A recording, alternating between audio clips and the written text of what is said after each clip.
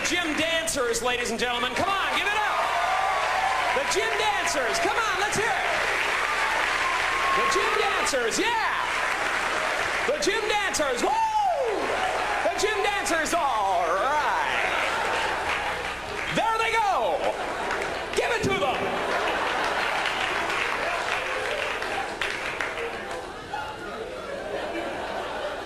Well, good evening, ladies and gentlemen. My name is Jim Carrey, and how are you this evening? All righty then.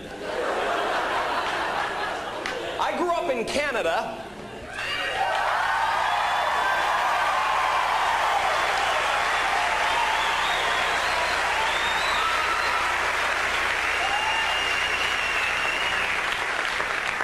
Is there anybody here from Canada?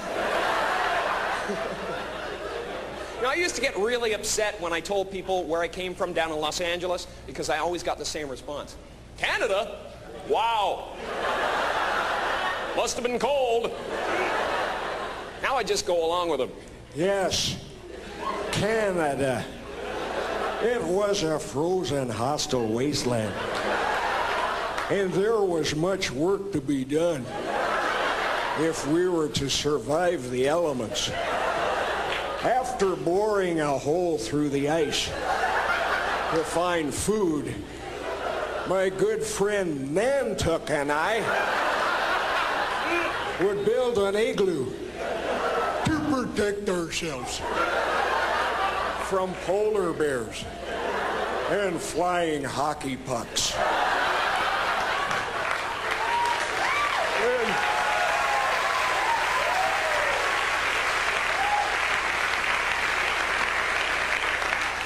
Then we would drink a lot of beer.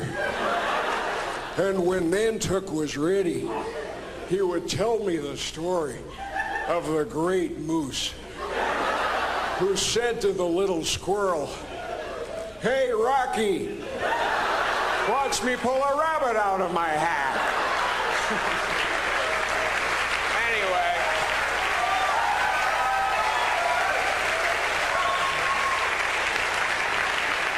Anyway, I'm here tonight and I feel good. Really good. Excellent. Super. I just want to go.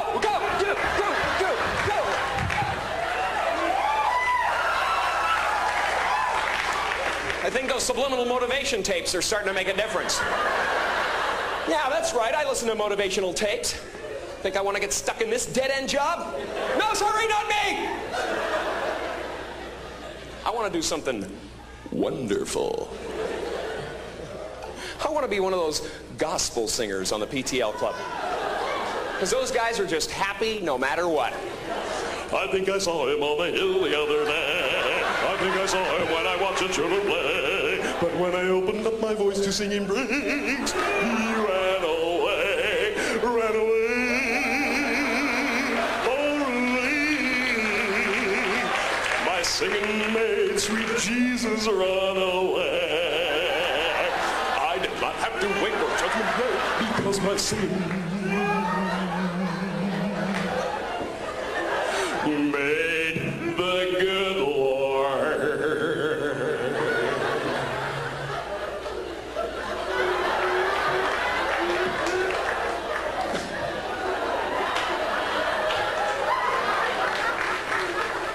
Imagine if you could actually be that happy.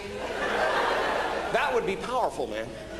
People would be tunneling under the street to avoid you. They'd go, "Oh, man. Is that happy guy still out there? Honey, looks like I'm gonna be late again." "No, it's the happy guy. He's right beside the car. I can't get near it." Of course, if I wanted to be that happy, I'd have to forget all of my problems. And the only time I forget all my problems is when I'm right smack dab in the middle of a sexual orgasm. So I have them as often as I can. I'm having one right now. Ever have one of those really smooth orgasms? Turns you into Elvis? I think that's how Elvis got that way, actually. But that's my only escape, you know? Sure, I could go on a vacation, but I'd still be thinking about what I got to do when I come home. See, to me, an orgasm is like a mini vacation. But it's better because you can't think about anything when you're having one. Oh man, I'm way behind in the rent and everything.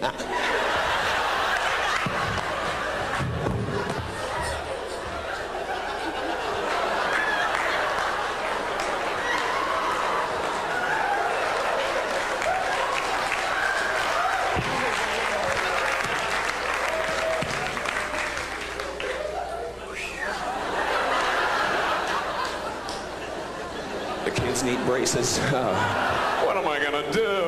And you're right back into the pain of life, you know? But for 30 seconds, man, you're free. All you can think about is, what the hell am I gonna grab onto? And gee, I hope the person I'm with doesn't do anything stupid, like move. You ever been with somebody who wanted to just keep on moving? I used to keep a brick under my pillow for people like that. It's over, let it go!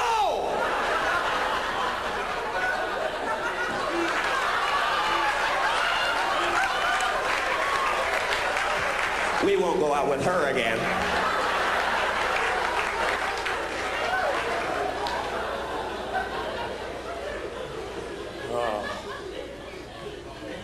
That's the only time I'm really, truly free.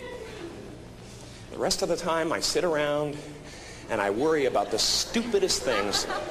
Just stupid things, ideas. Like, what would you do if you found out your mom and dad went to hell? Wouldn't that just ruin the rest of your life? You'd be walking around, they taught me everything I know. I even look like them. Of course, my mom would drive the devil crazy if she ever went to hell. She'd spend eternity going, something's burning. I can smell it! My mom could always smell something burning, man. I spent half my childhood feeling the walls for hot spots. 9 times out of 10, it was my father. See, like a lot of smokers, his favorite cigarette of the day was that one right after dinner, you know, during his nap. Fun watching him wake up, though.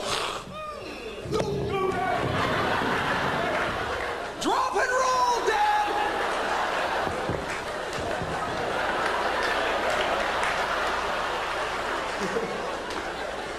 I just worry too much, though. I don't know. Maybe there is nothing to worry about. Maybe there's no actual place called hell. Maybe hell is having to listen to our grandparents breathe through their nose when they're eating a sandwich.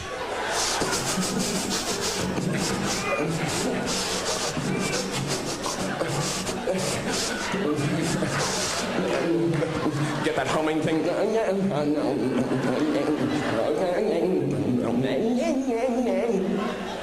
It's not a meal, it's a struggle for life itself. I think I'll make another one. No!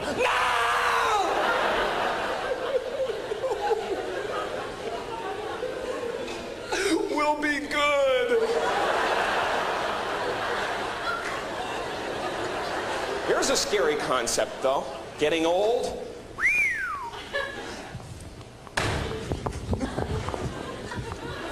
You can't do that. You gotta kiss that stuff goodbye, man.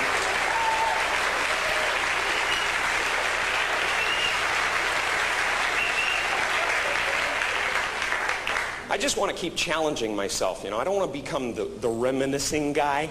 You know, people run into at bars and stuff. Can always tell how boring their life is by how far back they have to reach for glory. They're like,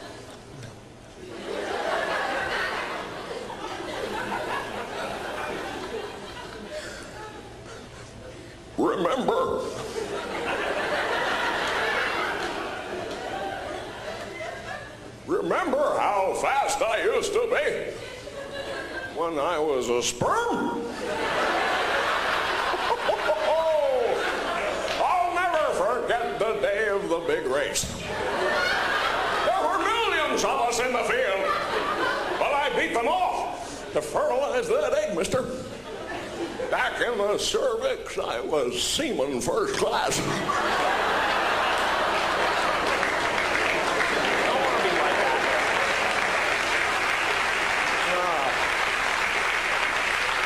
See, For me, Jimmy Stewart is the kind of guy that I'd love to be, man. It's very difficult to be that, though, you know? I mean, he's just kind of up here somewhere. And I love him, man. He's a great example of somebody who's had an incredibly productive life. It seems like no matter what happens, no matter how bad things get, Jimmy Stewart can look at it in a positive way.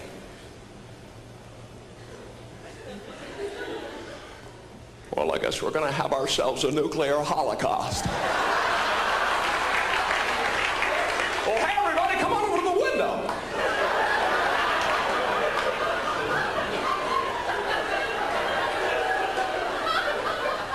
Look at that mushroom cloud. Isn't that beautiful? And the amazing thing to me is that something so magnificent, colorful could just melt your face right off.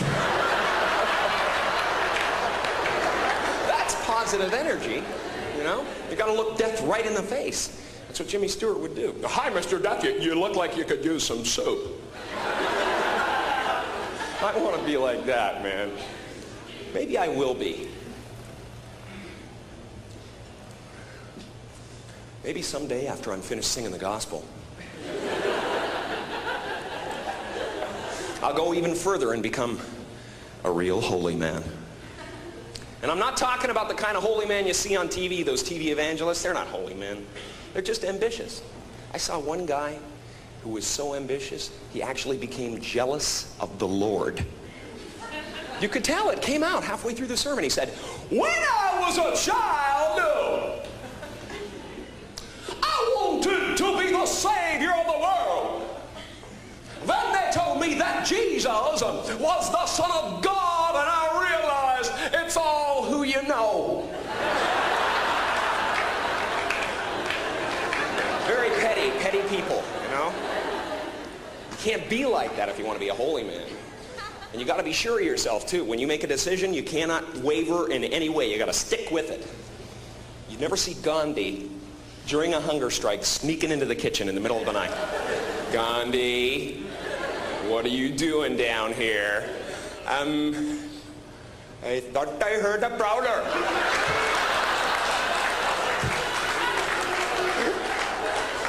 And I was going to hit him over the head with this giant bowl of potato salad. He would never put himself in that position, you know? And you got to control your temper constantly, you know? You cannot fly off the handle at any moment. You got to be right in the center. You know, like Jesus was very composed his whole life. I mean, right up to the end. If that was me, I'd be up there going, great! Just beautiful!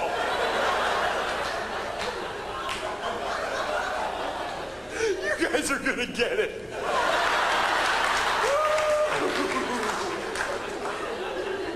Wait till my father hears about it.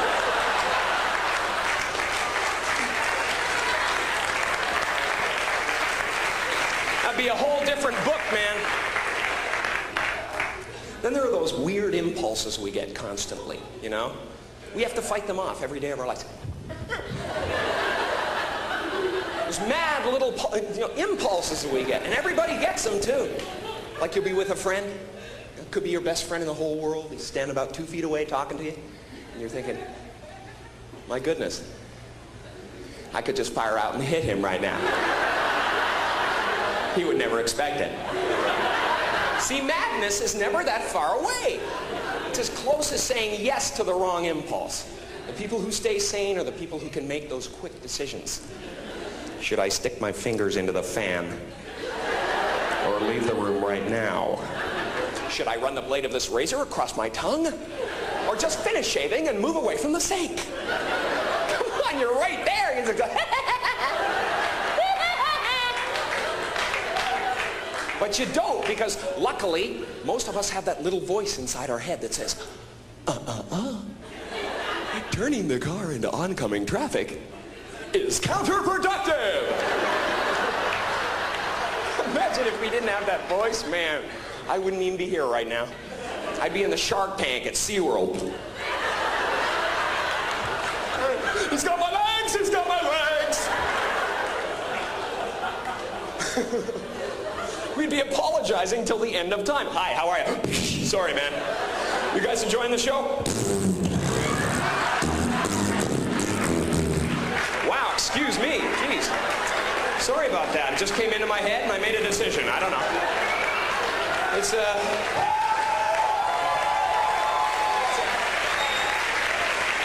I hate to turn my back on the audience, I really do.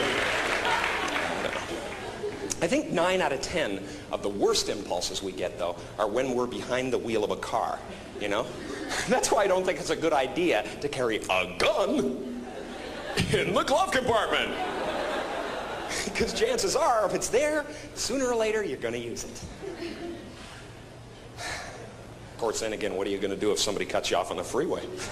Just let them go? You pretty much have to shoot them, you know? Otherwise, they won't learn nothing.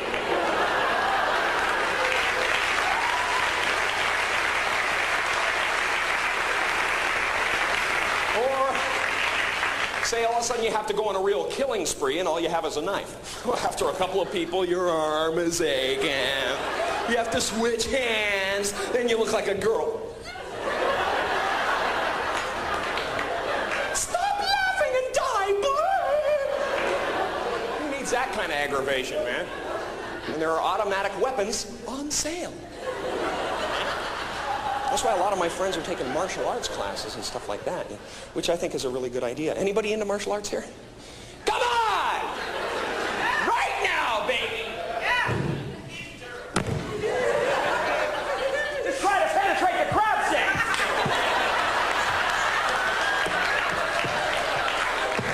He's a crustacean! Somebody get some boiling water! I think it's a good idea to know how to defend yourself, though. I really do. I just wish the people who took martial arts would master the technique before they go around showing it off. Because it's really annoying when they come up to you and go, "Hey, man, I just learned this incredible new move in karate today, but you gotta come at me like this."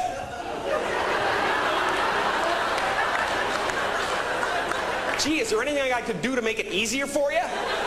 And maybe I could put my head under the back wheel of your car. Hey! I'm a mugger! Get me in the groin and pull my eyes out! That's how it goes down in the street. That's how it goes down, man. Give me your money. Now! All right, then, I'm gonna have to stab you. With my right hand in a lunging fashion. Try to keep your weight on the back leg. What world is this? What wonderful world. Gee, he does it all.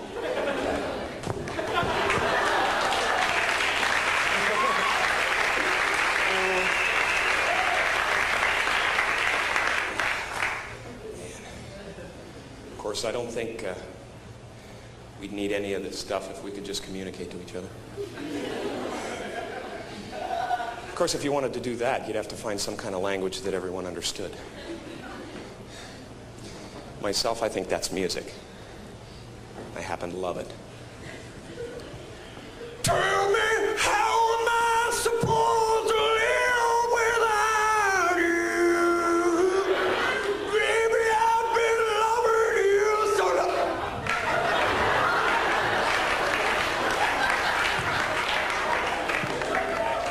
What happened to him? I don't know. He tried to sing like Michael Bolton and something just popped in his head. That guy tries really hard, doesn't he? No, he puts a lot into a song. Come on. He is 99% effort, that man. Certain morning sun, God, I hate to go to one of his concerts. By the end of it, he'd have a big bubble on his head. They want an encore. Cut me! I love the way he sings. I'm just afraid for him, that's all. And we should open up the parameters of the music we listen to. You know, like it really bothers me that the people in this country don't know about the incredible pop music coming out of the Middle East right now. I'd like to be the one to bring it to the West. Come on, clap your hands, I'll do one song.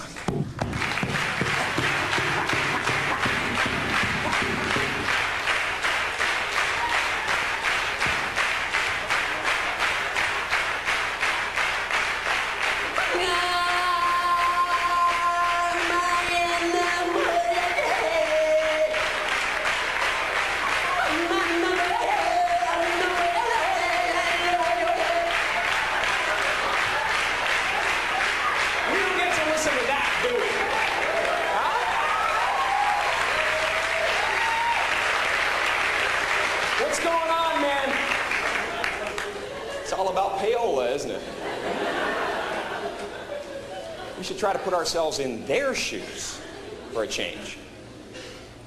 Wake up in the morning, pick the sand out of your teeth, turn on that radio dial.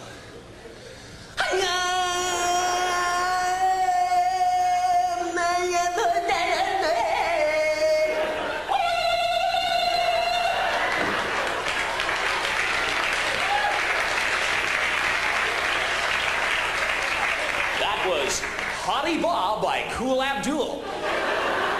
Coming up next on Libya Rap, DJ Jazzy Mahachnubar and the Fresh Rafsanjani.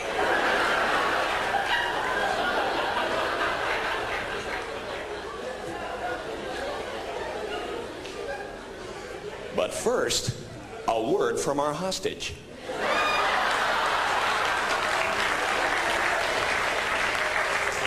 They mean business. Send more guns.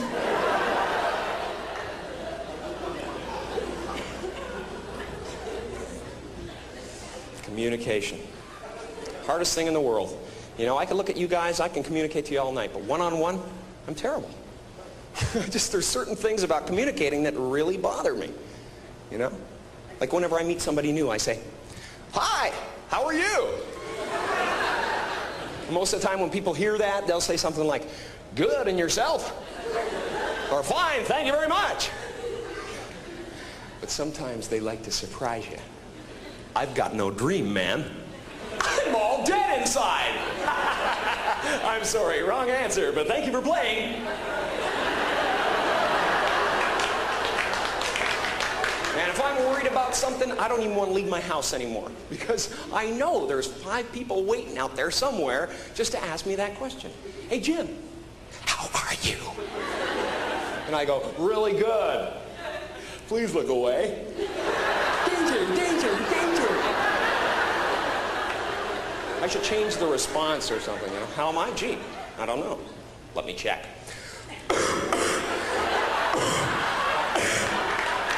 I'd like to do a few more tests.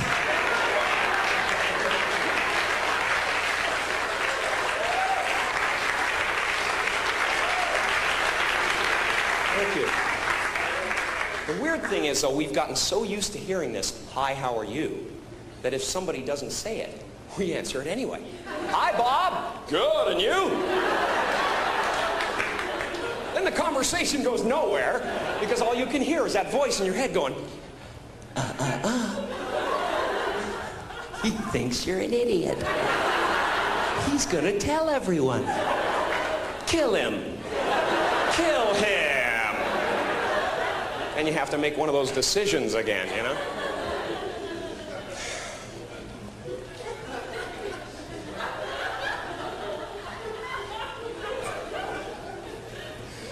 See, I think body language is the communication of the future. For instance, if you stand like this, it means, "Hey girls, I'm single and I have a curvature of the spine." You gotta put it out there, you know? And guys, seriously, the walk is everything. The walk is the most important element. If you want a whole room full of ladies to know what you want without them getting the wrong idea, walk into a singles bar like this.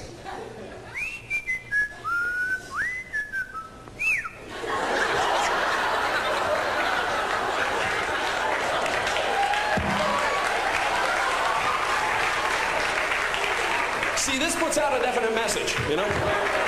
It says, listen.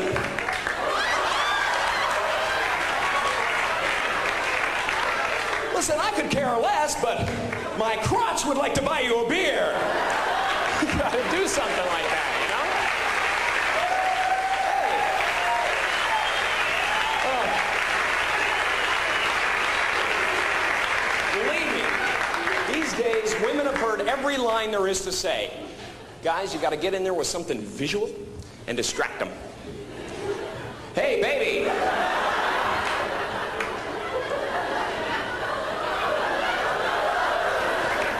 Come here for a second.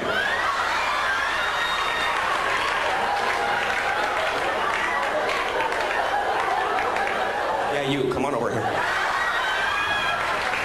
Listen,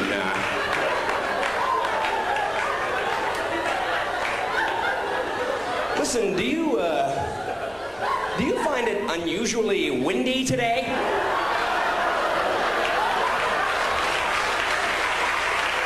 Thank you very much. You guys have been great. Had a wonderful time. Thank